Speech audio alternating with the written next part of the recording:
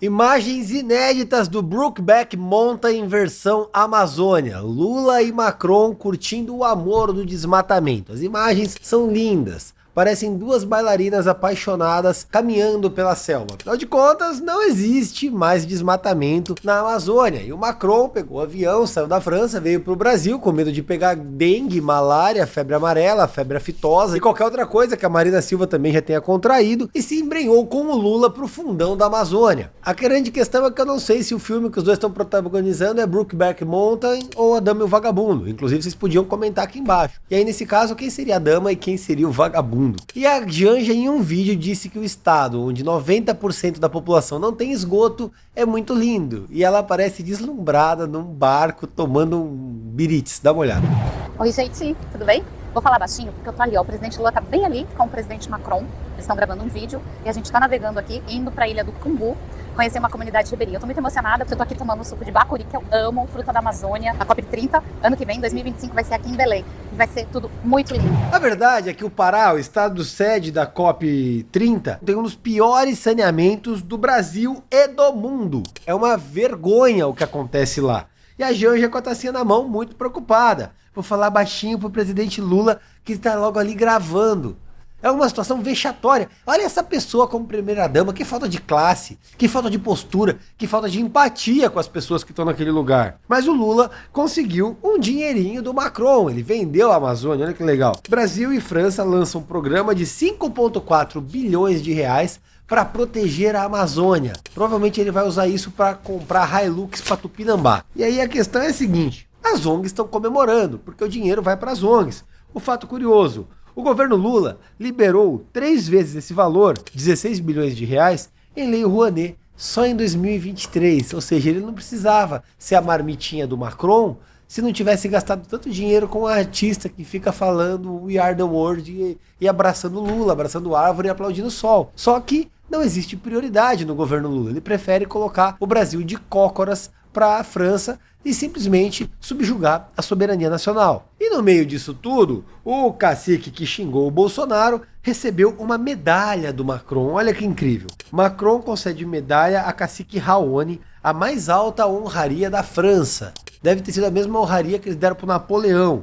A Ordem Nacional da Legião de Honra, condecoração instituída, olha lá que curioso, por Napoleão Bonaparte. Raoni Metucri, de 92 anos, recebeu a medalha pelo trabalho em defesa da Amazônia. Eu fico imaginando que trabalho foi esse que o Raoni fez. O Raoni Metuctiri, o índio que se sente político e tem opinião forte sobre político, sobre o Bolsonaro. Bolsonaro não é líder, é um doido que está incentivando a destruição. Ele reclamou que o Lula não cumpriu o que prometeu, está devagar. Só que aí ele recebe o Macron e o Lula. Mesmo com o genocídio Yanomami aumentando, mesmo com o desmatamento e as queimadas aumentando, aparentemente ele fez um escambo por espelho com o Lula e resolveu aceitar tudo que vier do governo Lula, mesmo que custe a floresta que ele tanto tenta salvar. Efetivamente o Raoni não é o Curupira. E olha só que incrível. Eis que surge a OAB, a grande OAB, OAB, para agora acabar com o projeto das saidinhas. Sabe, uma vez eu estava no plenário,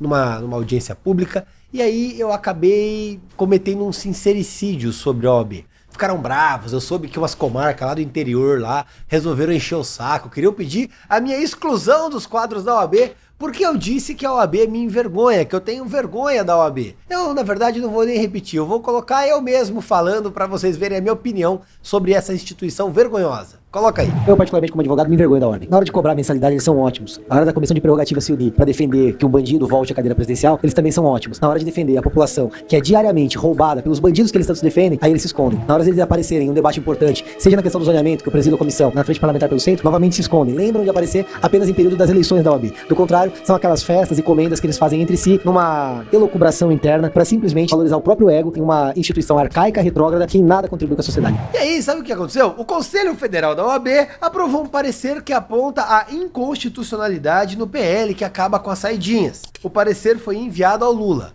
Assim, parecer da OAB e papel higiênico dá no mesmo. Mas a questão é a seguinte, a OAB vai lá e argumenta. O fim das saidinhas aponta possíveis impactos nas garantias fundamentais asseguradas pela Constituição de 88 e mais. A retirada do benefício, segundo a OAB, tá? Segundo a OAB, pode comprometer os princípios essenciais do Estado Democrático de Direito e objetivos fundamentais da República, que deve ser botar vagabundo na rua, que aí é pros caras que são da OAB que trabalham no crime ir lá e soltar o cliente deles e tirar uma nota.